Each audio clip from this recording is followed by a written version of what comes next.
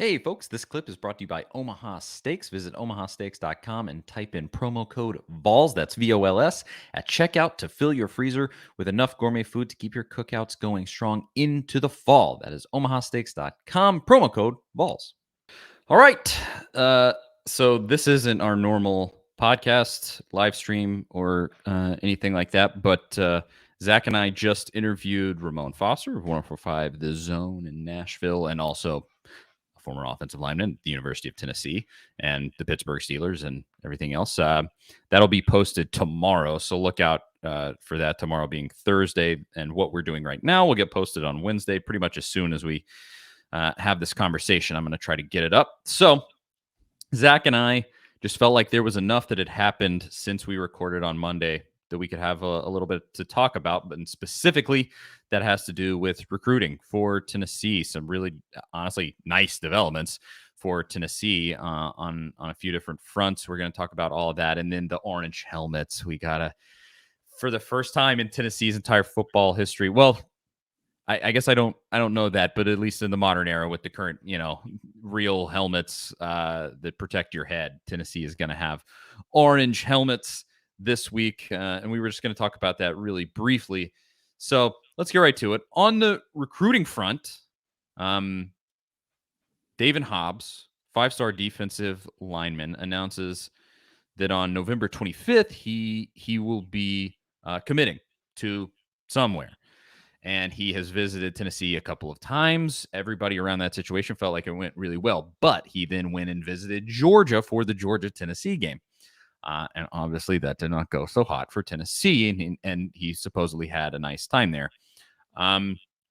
It's coming down to Tennessee and Georgia. And I think the big development, if you're like Zach and I and you kind of believe that a lot of these recruiting analysts have a nice inside line with these kids, Steve Wiltfong, 247 Sports, I think, he gives a crystal ball for Tennessee for Daevin Hobbs, which to me, I don't want to say it's a done deal, but it's a very good sign. I don't think that he makes that prediction publicly. They put it out, made a whole tweet about it and all this stuff. I don't think they do that unless there's really good signs for Tennessee there. But your thoughts on that one, Zach? Yeah, I mean, there's really no reason to put a crystal ball prediction out for Daevin Hobbs on November 15th unless you're feeling really confident about the fact that he's going to go to Tennessee. Because if you're a recruiting analyst, people don't really remember when you get it right. They remember when you get it wrong, and they're in your Twitter mentions. And I'm sure Steve Wiltfong, as any recruiting analyst has experienced that you're going to miss from time to time with recruiting. These kids are 17 years old. They change their mind at the drop of a hat. So with that said, feels like the Georgia side of things, like they feel like Daevin Hobbs is going to end up at Tennessee. So that combined with the crystal ball should have you feeling pretty confident that that's where he's going to end up. And that's huge for Tennessee. I mean, you go get a 5-star guy. He's a 5-star and on 3. One of the top players in the state of North Carolina, a state that you really need to get some talent from to compete in the SEC, because historically that's where Tennessee's had a lot of success, or when they've had success, they've had a lot of players from North Carolina and South Carolina on their roster. It's absolutely massive if you can get him in, and it's a line of scrimmage league. You saw that against Georgia. Yeah. I mean, that's the reason Tennessee didn't beat Georgia, is because of the line of scrimmage on both sides. You have to get. Go ahead. No, yeah, you got to. I mean, that's what you have to compete with Georgia. If you don't have those dudes that can beat Georgia up front, or at least, just go play for play with them, you're not going to beat them. I mean, Georgia's given up. I think I looked at it earlier today. They've given up like 7 sacks all year. The reason for that is that Georgia itself has also sucked up all of the great defensive line talent in the Southeast. They have it all.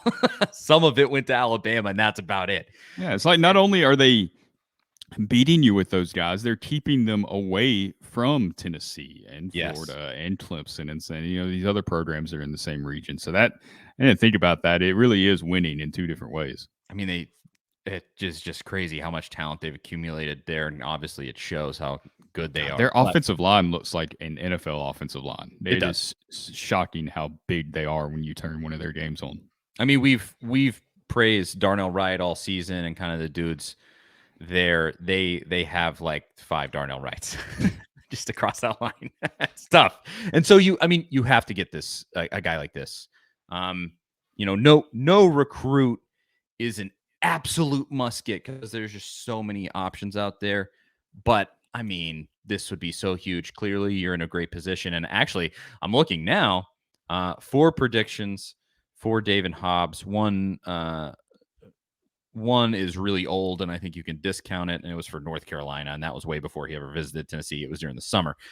3 came in on 247 Sports just in the last day. And 1, Brian Doan, Tennessee. Steve Wiltfong, which we mentioned before, Tennessee. And then Ryan Callahan, who covers Tennessee locally, he predicts Tennessee also. And it's just there on the 247 website. I don't I'm not a member on 247, so that's not behind a paywall or anything. But the signs are pointing towards Tennessee there. And God, that's huge. And I think you got to give tons of credit here to Rodney Garner. Like, man, the job that he has done this entire season with this defensive line that is here now has obviously been impressive. They've really given other teams a ton of trouble. And then, I mean, he just being the SEC stalwart that he is, he's an incredible recruiter in his own right. And I think it shows just right here. You're obviously, we got to make sure he actually comes to Tennessee. But the fact that you run the offense that you have, the system that Heupel does, a 5-star defensive lineman wants to come to Tennessee. That speaks for itself right there. Like you probably got to put a harder sell on a kid like this than you do for a wide receiver. Any wide receiver is going to want to come to Tennessee right now. But for a defensive lineman, this is huge, and I think it's one of the biggest things Tennessee can do at the moment to get further ahead. Yeah, I think it goes to what you just said. It's Rodney Gardner. It's one of the most respected defensive line coaches in the country, and he's done a tremendous job recruiting and developing. You look at Omari Thomas, a guy that's really developed into a key player for Tennessee and a massive presence on that defensive line. That's a huge credit to not only himself putting the work in, but Rodney Gardner for developing him. And that's what makes me so excited about the idea of getting Daevin Hobbs. It's just he's already immensely talented. Just imagine what Rodney Gardner can turn him into. I mean, that's exciting to think about. You just got to make sure you keep Rodney because that Auburn job coming open. He's an Auburn guy. He is, but Garner, I mean, he spoke to, I guess, with the media recently and really talked about, it might have been at the Knoxville Quarterback Club. I can't remember. He talked a lot about what Tennessee means to him and how special it is. I think one of his kids was born when he was here briefly in the 90s for a couple of seasons. So he has a special connection to Knoxville, and he thinks a lot, like he holds this job in reverence for what it is and what it has been, and he wants it to return to that. So, yes, he's an Auburn guy. Obviously, Auburn means a lot to him. He's played there, spent a lot of years coaching there. But I think this Tennessee job and what Tennessee's building right now and the staff, you see the way the staff loves each other, and I don't think he's going to go anywhere. I think he's pretty happy where he's at. Obviously, you hope that's the case, but I wouldn't count on him bolting for Auburn just because that job's open. And who knows what happens at Auburn anyway. Lane Kiffin, is it Hugh Freeze? Is it Cadillac Williams, and he Ed Ogeron's everybody and gets the job after an impressive intern performance? Who knows what's going to happen there? I just know pay him. Pay everybody. Pay the whole staff. I mean, you're likely about they're certainly going to have to pay a lot of money thanks to Eli Drinkwitz, who is now getting paid $6 million a year and got that extension just before getting beat 66-24 by Tennessee. Josh Heupel's raise over the summer was to $5 million, I believe. So you've got to go at least $7 million on Heupel, maybe more. You do. You can't have him in the same neighborhood as Drinkwitz, and then the staff is just going to go up with that, even though I know Alex Golesh got a raise in the offseason as well. You got to bump all those guys up. If he makes a playoff here, and obviously that would require going 11-1. You make the playoff, and especially, I mean, good Lord, if you make the national championship game, much less win one, like I don't know. You're gonna have to go. You're gonna have to go like Kirby-ish numbers. No, you're gonna be north of 8 for sure. Yes, you would. It's gonna be a big fat payday for old Josh if he can pull that off. So, with that aside, there was other recruiting news. Fall is in the air, and that means fall grilling with cookouts, tailgate parties, and so much more. Luckily, the flavor experts at Omaha Steaks have made it easy to savor all the flavors of fall with their mouthwatering assortments of perfectly aged steaks, ultra juicy burgers, and easy to prepare comfort meals that are ready in a flash. And now is the perfect time to load up on all this incredible flavor and take advantage of 50% off site-wide by shopping their friends and family sale. Go to omahasteaks.com and use my promo code VOLS, that is VOLS, at checkout and get $30 off your order. And guys, I've said it in these ads for weeks now. I've had all of the stuff from Omaha Steaks. I can't endorse it enough. Everything has been high quality. It comes right to your door, so easy and convenient, and I mean, most importantly, tasty. So I wouldn't say it if I didn't believe it. So don't wait. Go to omahasteaks.com and stock up today. Omaha Steaks isn't just steak. It's the best steak of your life, guaranteed. And don't forget to score that extra $30 off your order when you use VOLS at checkout, VOLS. Omaha Steaks is perfect for those chilly and busy fall nights. You won't come close to getting this kind of quality at the grocery store. Visit omahasteaks.com. Promo code VOLS at checkout. Minimum order may be required. Omaha Steaks. A kid out of Smyrna, Arion Carter, 4-star linebacker, was committed to Memphis. He actually put it out earlier today. He decommits from Memphis. This was already kind of assumed, I think, that he was going to do this, but decommits from Memphis. And then he has 3, according to 247 here, has 3 visits set up for the rest of this season. November 19th at Auburn, then December 2nd at Tennessee, and then December 9th at Alabama. The conventional wisdom is that it's between Tennessee and Alabama, but you never know when a kid, like I think Tennessee was kind of off of Daevin Hobbs' radar in a pretty decent way before the season started. I mean, somebody thought he was going to go to North Carolina, and all of a sudden it looks like it's going Tennessee. So you never know what can happen on a visit, but conventional wisdom is Alabama, Tennessee there, and that, again, just another huge defensive pickup if you could get this kid in. Not as much to say in this situation because there's not all these great signs for Tennessee, but an interesting note nonetheless. Yeah, I have some concern there that Alabama getting that visit there just before signing day, the early signing period, that's always a tough thing to overcome because they kind of get the last pitch, they get the last face to face. That's always concerning. But he's going to be at Tennessee the week before. He was at Tennessee for the Florida game, which was an incredible environment. It wasn't the Alabama game, but up until that Alabama game, it was kind of one of the most exciting Tennessee games that we had seen in a while. It was one of the best atmospheres we had seen. After the game, they weren't rushing the field, but there was lots of excitement. It was a fun atmosphere. So you got to hope that made a good impact on him.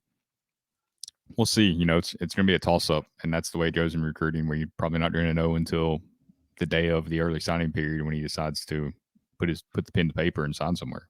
Yeah, it's just going to be kind of a game time decision, I think, there. Yeah. We'll have to see how it plays out. And then otherwise, I think just one more that we wanted to mention. I'm sure the people that are deep in the recruiting stuff are like, how dare you not mention it? We're kind of hitting the high points here. So if we missed anything, apologies, put it in the comments. We'll maybe talk about it on the next show next Monday, 4 p.m. Eastern time, Big Orange Podcast. Watch us there on the live stream. But the last one, we just kind of wanted to laugh at Kentucky. This isn't even fully in Tennessee's favor yet. But Khalifa Keith, running back in this next class, I believe he is only a 3-star, but he is highly regarded also. And so he decommits from Kentucky, which, doesn't on its face seem like a huge deal. But if you see the folks that cover Kentucky talk about this, they're like, he was one of the best guys in that class. And I think they even said they don't have a running back at the moment in that class, or if they do, it's not, the kid is not close to the caliber of Keith. So another thing we can laugh at Kentucky about. But probably the best thing out of it is that there's a pretty decent possibility he comes to Tennessee, right? Yeah, he was at Tennessee for the Missouri game this past weekend, so he visited for that after decommitting from Kentucky. Or did that come? I can't remember if that came before or after, but either way, Kentucky is one of those schools that when it comes to running backs and who they sign, I kind of trust their evaluation. They have a good track record with running backs. You've had Chris Rodriguez there, Benny Snell. They've had some good running backs. So even though Keith isn't highly rated. The fact that Kentucky was very upset about losing him and the success that they've had with running backs in the past kind of tells me, hey, it's a pretty big pickup if Tennessee's able to get him. And he hasn't received a lot of attention outside of Kentucky and now Tennessee going after him, but I wouldn't be surprised if somebody else tries to jump in here at the very end, at the finish line, and try to swipe him away, because that happens a lot. We saw it happen, was it Jordan Young during the Pruitt era, when like he was going to sign with Tennessee, then all of a sudden he's going to Florida State because Tennessee is all of a sudden in on him. So programs do that. Despite what Kirby Smart said yesterday about not trusting recruiting evaluations and doesn't consider them experts, they do go kind of off of that stuff from time to time, and they do watch what other teams are doing and how they're evaluating. So that could be a possibility, I'm sure. He's number 60 overall running back in 2023, the number 36 player from the state of Alabama, and a 3-star according to the 247 composite rating. Good size. He has good size. I was about to say that I think they're looking to him to be one of the bigger backs, because right now, I mean, it's just all of these sort of, is a scat back the right word? The smaller speed guys.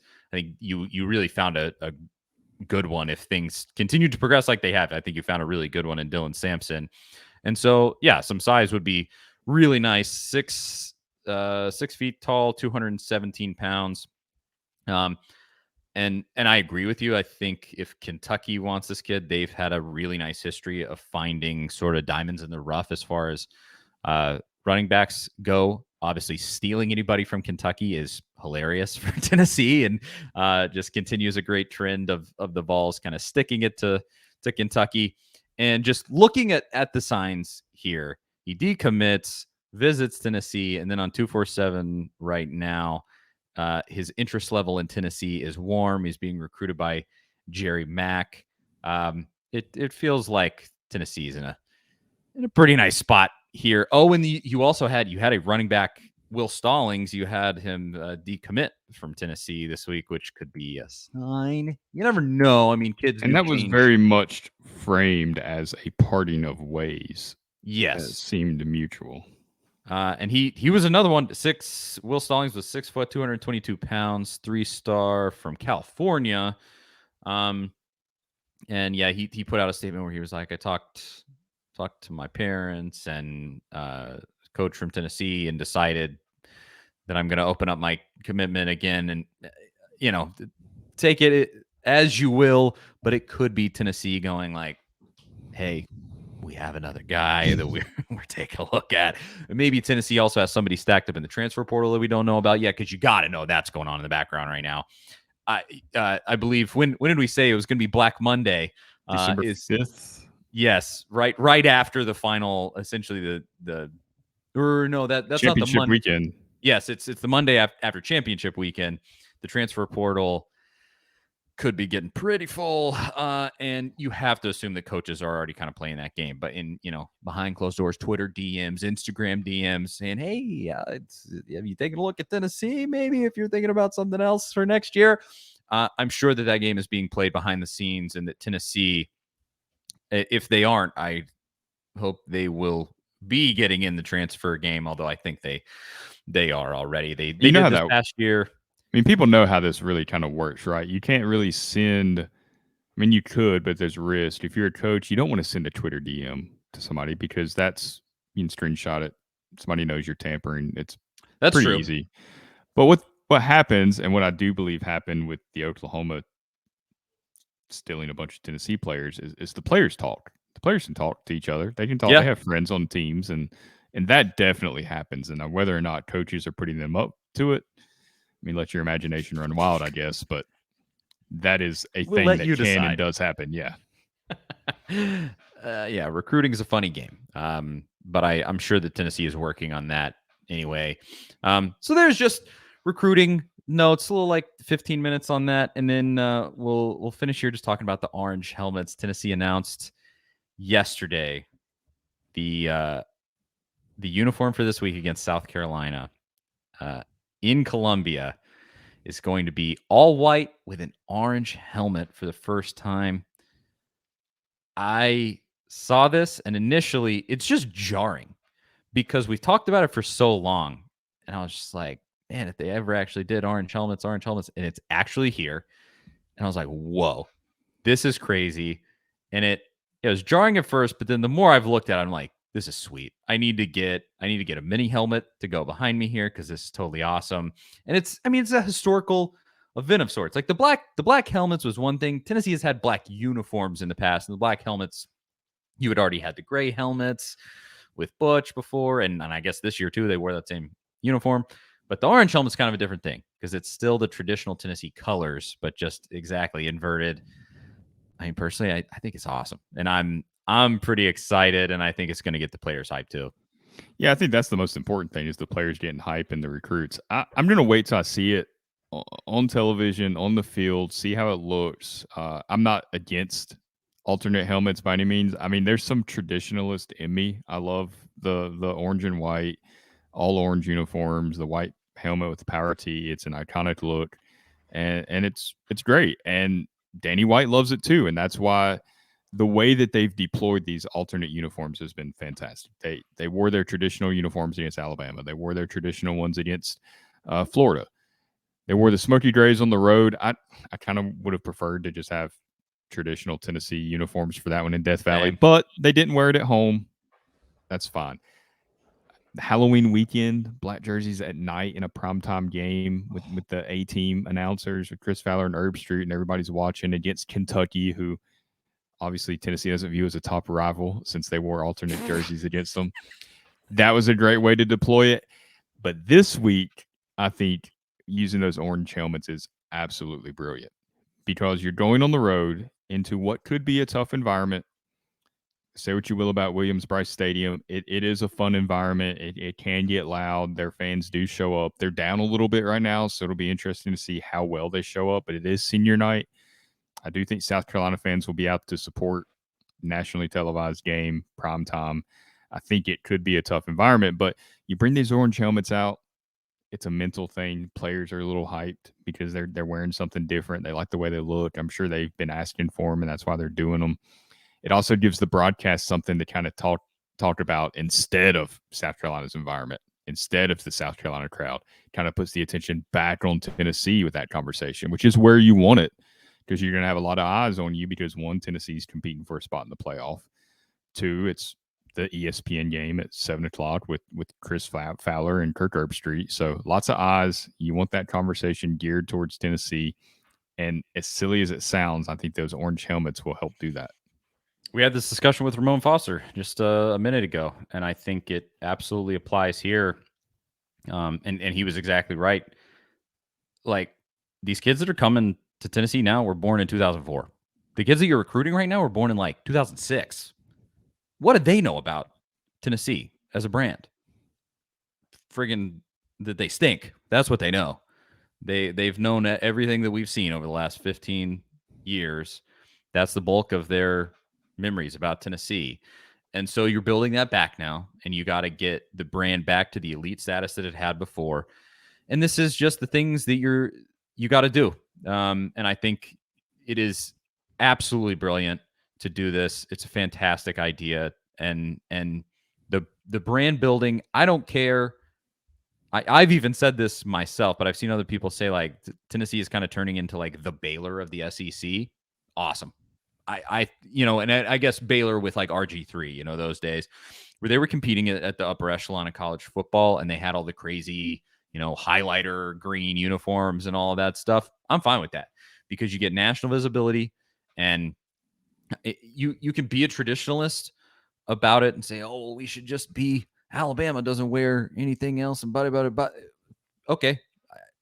I don't care that like in this situation, this stuff has become so prominent in college football now that you almost have to do it. I mean, you don't have to do it, but you're only helping yourself by doing this is how I would say it to any traditionalists. Like you're not diminishing the brand at all. In the future, you're helping yourself get players that are going to build this program in the future. And also, I think get national prominence again. Get Tennessee even more relevant than being like the number 5 team in America. People are going to watch for that reason, but this is only going to get them to be like, oh, that's really cool. Look at that. That's a sweet uniform suite brand decision for them. So I am all for it, even if I don't like the uniforms.